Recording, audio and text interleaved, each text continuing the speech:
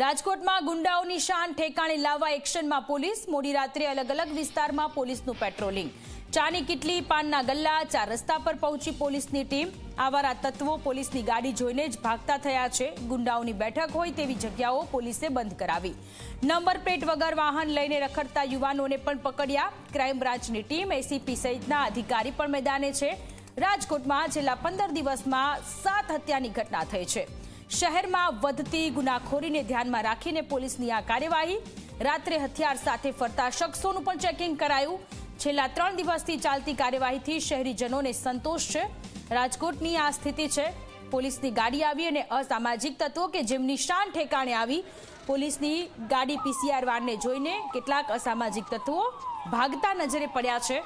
રાજકોટમાં છેલ્લા ઘણા સમયથી હત્યાની ઘટનાઓ, અસામાજિક તત્વોના આતંકની ઘટનાઓ છાશવારે સામે આવ્યા કરે છે, ત્યારે પોલીસની આ કામગીરીથી શહેરીજનોમાં સંતોષ જોવા મળી રહ્યો છે। જો નીકળ્યા।